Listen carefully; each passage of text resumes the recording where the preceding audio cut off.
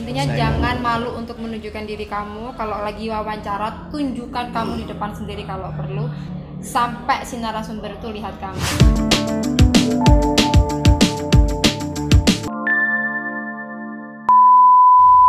Kamu itu orang pertama kali yang menurutku ya, Apa? yang paling baik nih Pak dunia jurnalis. Karena apa? Saat aku nggak punya handycam, ini loh orang yang minjam handycam, meminjami aku handycam secara free. Itu tak ingat mas sekarang, makanya kamu terus tak hubungi dalam artian saat aku pakai DSLR liputan. Oh iya, nggak pakai? Iya, kan? Lah ngapain gitu Ya, liputan? akhirnya aku dikasih masukan, mas aku ada 2 handycam, coba kamu bawa 1. Oh iya, Iya hitam kan? sama putih itu ya. Kamu Ya bawa 1 ampun. wis, nanti kita kan mesti join bareng. Akhirnya sampai aku bisa beli handycam, tak balikin ke kamu itu handycam. Iya, ini aku inget. Aku sebenarnya lupa sih kamu bareng handycam, baru aku ingetin saat kamu bilang di SLR itu. Jadi kan aku dulu awal kali pertama terjun di jurnalistik itu kan aku pakai nggak punya handycam, tuh aku pakainya kamera Iyalah. DSLR. Jadi aku paling berat dewe di antara teman-teman untuk bawanya karena aku dulu di TV kan udah gitu kamar. ngerinya kan lama, kasihan juga itu cepat rusak itu. kalau Lensanya gitu, juga lensa. kan, akhirnya kamu dengan baik hati menjamkan handycam itu untuk kerja bareng kita. Iya, karena ada 2 aku. Kamu ada 2, mau pakai satu. Tapi sekarang masih musim handycam. Kamera, Cin. Ya sekarang pakai kamera sih semuanya. Kamera, Cin. Dalam kamu perjalanan kamu jadi jurnalistik kan kabarnya kamu juga punya media San. Oh yes. Nah, gimana kamu cara membangun suatu media itu sampai menjadi media saat ini? Anak buahmu akeh loh. Hah? Anak buahmu juga banyak Yes. gitu. Mas Agus Demit ya anak. Kamu sekarang gila keren. Yes. Udah dapat Google AdSense lagi sekarang.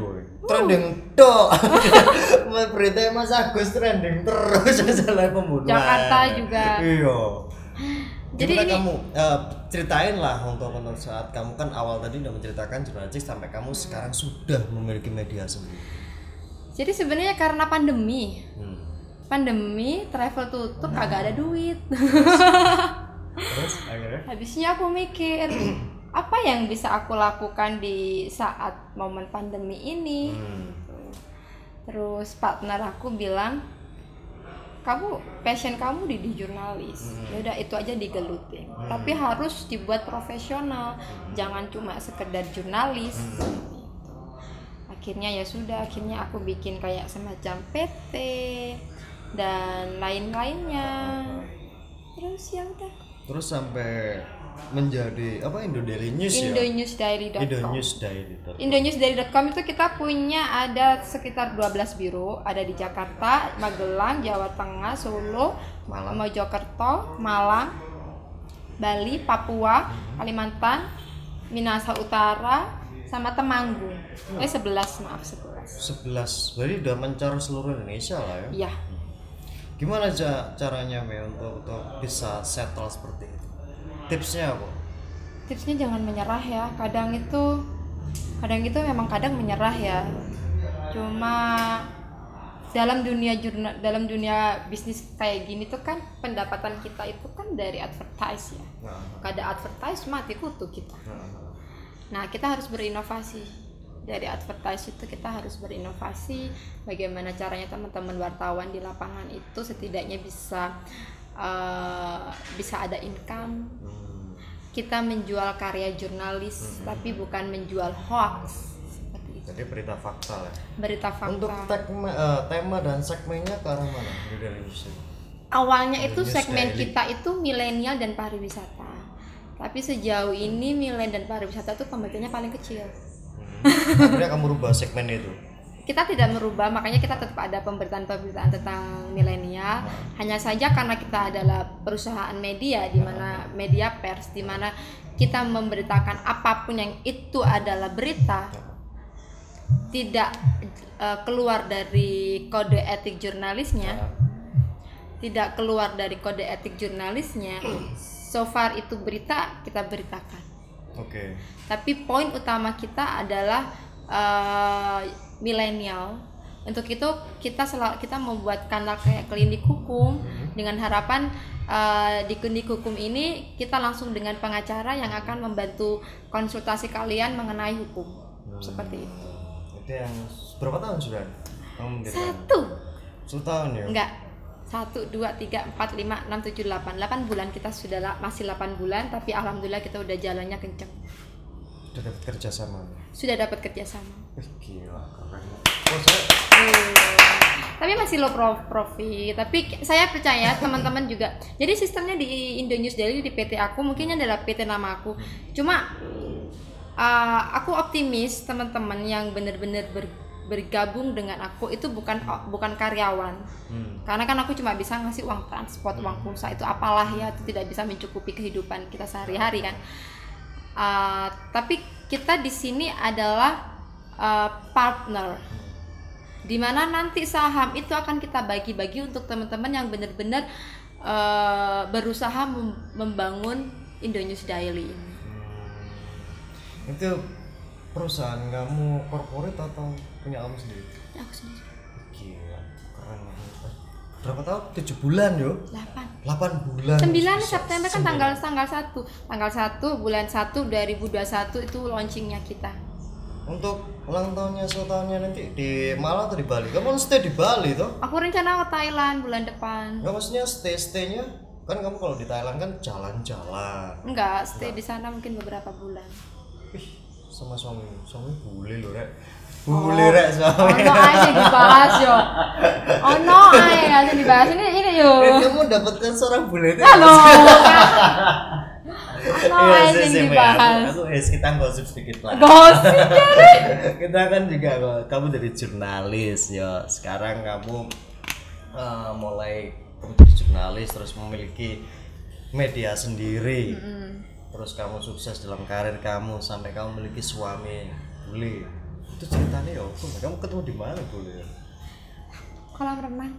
Masa kolam renang di Indonesia atau di luar? Di Bali waktu itu. Oh, di Bali ya. Gak sengaja ketemunya.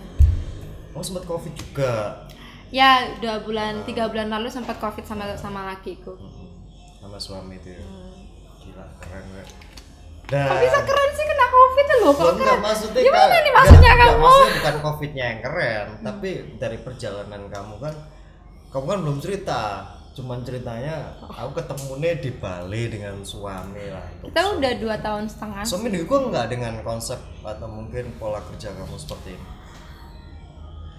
Yang namanya perbedaan ya, beda kultur, beda apapun, beda makan aja beda. Kadang nih ya, dia makannya sandwich.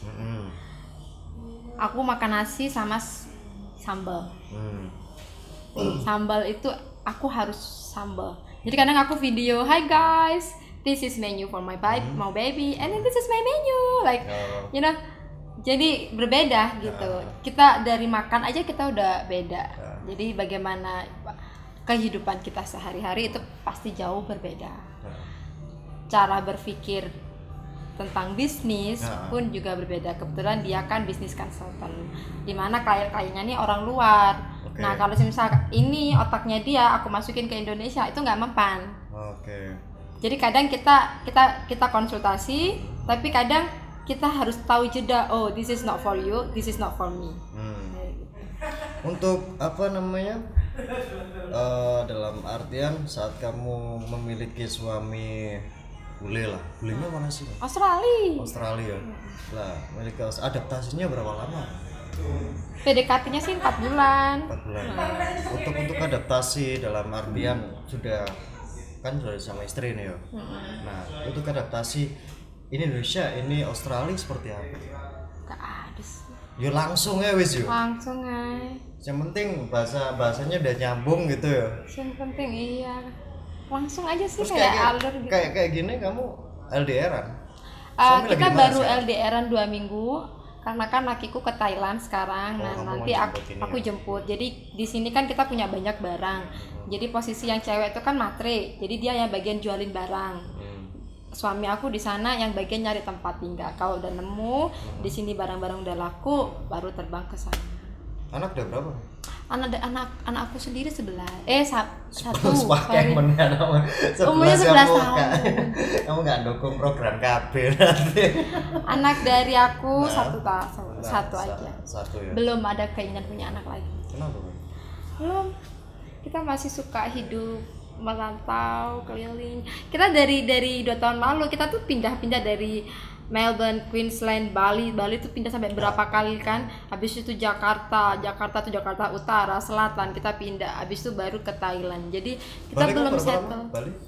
Aku Bali 8 bulan. 8 bulan ya. Terus pindah lagi ya. Ya selama di Bali 8 bulan itu kita pindah sampai 6 villa. Wih. Benar ya. Enggak pernah ke Australia? Kita ke Australia kan tahun Australia lalu. juga. Australia sebelum pandemi kan ke Australia, habis itu setelah pandemi kita pulang kampung ke Indonesia. Kegiatan kamu masa pandemi?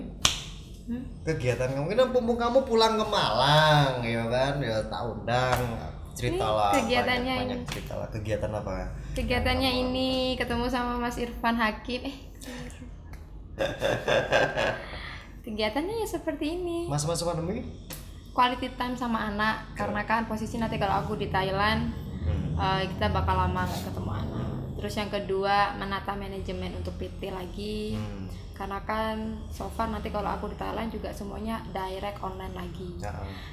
Menata untuk kerjasama, terus mencoba untuk membangun PT kita, PT Indomega ini.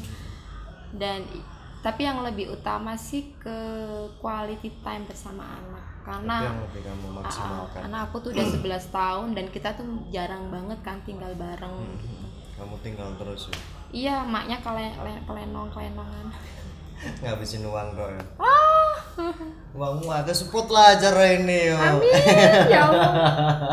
Amin ya Allah. Enggak, masa kamu sibuk gak sih, Mi? Enggak kan ya? Tapi takut nanti penonton boring lagi. Enggak, masih. meme lagi gitu. Enggak lah. Ya gini, aku pengen tanya selama Apa kamu lagi? tur ke berbagai banyak negara lah. Oke. Negara mana yang paling Australia. Aku mempesona? dapat Australia sama Korea. Kamu di Australia kenapa? Di Korea kenapa? Australia apa ya tuh sisi positifnya atau mungkin Australia negatifnya? itu cowoknya ganteng-ganteng bulenya, jadi aku bisa cuci mata terus. nah. Nggak. Selain cowok sama bule? Jadi di negara itu tuh benar-benar tertata rapi ya. Banyak di sana itu mereka tuh lebih humble dengan pejalan kaki. Jadi pedestriannya itu ada banyak gitu, dan aku tuh pernah jalan sampai 11 kilo itu nggak capek. Di Korea. Australia. Okay. Karena udaranya juga nyaman, terus orang-orangnya, terus juga gini, di Australia itu kan ada banyak sekolah make up, sekolah hairdresser, sekolah coloring rambut kayak gitu. Dan mereka itu sekolah-sekolah itu tuh karena saking banyaknya, mereka tuh selalu mencari korban untuk dirias. Jadi mereka mencari model untuk dirias. Model I mean. Nah, aku tuh sering ikut, makanya waktu aku ke Australia, kalau kamu lihat fotoku yang dulu itu kan tiba-tiba rambutku warnanya pink. Iya, benar. Tiba-tiba aku pakai eyelash cetar, make up. Itu gratisan. Jadi mereka lebih nggak main-main dalam modelnya. Enggak main-main, itu yang aku suka. Jadi mereka kalau belajar ya totalitas seperti itu. Pesonanya seperti apa? Pesona alamnya aku suka, bersih gitu, udaranya juga bersih, tertata rapi gitu. Kalau yang di Korea, aku waktu itu ke Pulau Jeju ya. Di Jeju itu aku tuh nggak pernah beli yang namanya internet. Karena dimanapun itu ada internet. Jadi internet itu kayak jalan, nih handphoneku ya. Ada nyantol wifi. Itu tanpa password ya? Tanpa password. Jalan ke Lotte Mart gitu ya. Di sana sudah nyantol wifi. Pas aku ke taksi, naik taksi nyantol wifi. Jadi emang cepet banget internetnya di Korea itu. Aku nggak pernah beli internet emang. Untuk sisi-sisi yang unik lah dalam Australia apa menurut kamu? Sisi unik yang tidak ada di Indonesia. Dalam artian sisi unik di Australia itu hal yang bisa untuk kita ceritakan, bisa ekspor ke Indonesia itu apa?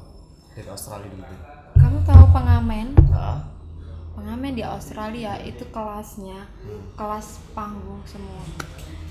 kelas entertain semua gitu. Apa ada nanti dia tak kirim ya biar teman-teman di itu bisa lihat Lihatlah. nanti aku lihat dia tuh bener-bener yang kalau Seriosa ya itu bener-bener udah kayak siapa namanya Seriosa yang terkenal itu jadi ngamen itu Erwin Gutawa ya siapa sih Isyana Saraswati ya oh Seriosanya Erwin Gutawa ya lah Seriosa semuanya. Iya kan? Jadi kalau di sini kan pengamen gitu. Siapapun bisa jadi pengamen, dapat duit keliling. Di sana nggak ada pengamen keliling. Di sana tuh setiap hari Sabtu sama Minggu tuh disediakan satu kamu bisa menampilkan semua bakat-bakat kamu. Ngamen, dapat duit orang-orang. Di salah satu jalan atau mungkin ada tempat beberapa jalan, jadi nggak hanya salah satu jalan. Tapi mereka sudah kayak di Flinders Street ya? Itu di sini, Flinders Street. Apa namanya ya? River Streetnya ini di sini di titik-titik yang sudah ditentukan ya dan itu keren banget aku suka banget sama suara-suaranya tuh bener-bener kayak yang bener-bener profesional jadi nggak sembarangan penyanyi jalanan gitu nggak boleh kalau jangan jering kapal udah langsung polisi nyampe oh jadi lebih mengarah ke seninya di sana. That's right. Wah telurnya ngamen aja sembarangan. Di Australia itu ada seandainya di Malang sebelah mungkin di Indonesia seperti itu kita pernah ngamen setelah peragaan Zumba kan kita masih full baju ya nah aku sama beberapa teman itu sempat ngamen di pinggir jalan ada yang tari reog kita menampilkan terus musiknya dari mana ada gamelannya ada ya waktu itu kan pas festival jadi otomatis kita diperbolehkan tuh ngamen dapat 2 jutaan 2 juta euro atau $200 $200 berarti 2 juta cuma beberapa jam wih arek ngamen setino 2 juta cuma beberapa jam tapi harus bisa yang profesional yang memang menguasai lah ya kalau di Korea sendiri apa hal yang itu tadi internetnya sisi negatifnya apa di Australia apa banyak homeless itu banyak orang-orang yang tidur di jalanan di sini wakil sih kayaknya ya cuma dilihat dari negara yang bersih tapi masih banyak homeless cuma ya gitu itu aja ya terus yang kedua mahal apanya makanannya di sana masa ya lalapan tempe penyet tempe 150.000 di sana ada tempe penyet ada berapa 150.000 wih penjane yang digunakan kan ayamnya ayam Australia ayam boiler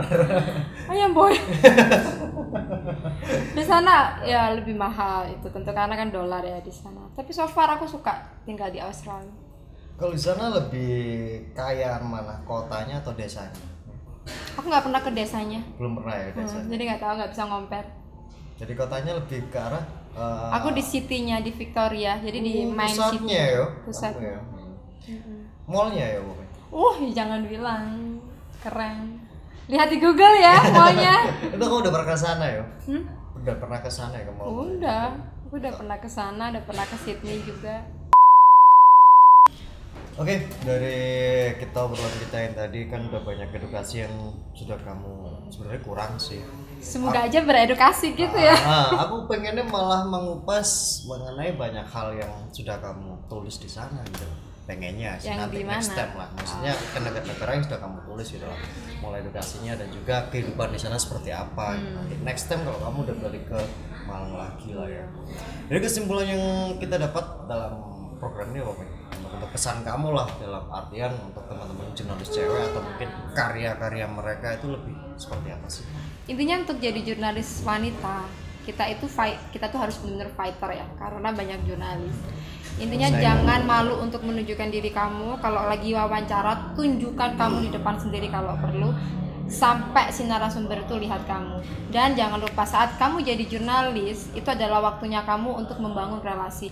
Jangan takut untuk meminta nomor telepon dari orang-orang yang kamu wawancarai. Ditolak itu nggak masalah. Yang penting cari database sebanyak mungkin sebagai jurnalis. Sama kuasai materi lah ya. Kalau dari depan sendiri nggak ada yang dipertanyakan juga buat apa? Kalau kamu nggak menguasai materi, mending jangan jadi jurnalis. Sebelum jadi jurnalis tuh harus tahu itu juga. Harus sudah siap itu. Apa yang mau ditulis ya? Iya, angle-nya apa gitu. Itu aja ya pesannya Mbak. Tetap saya di.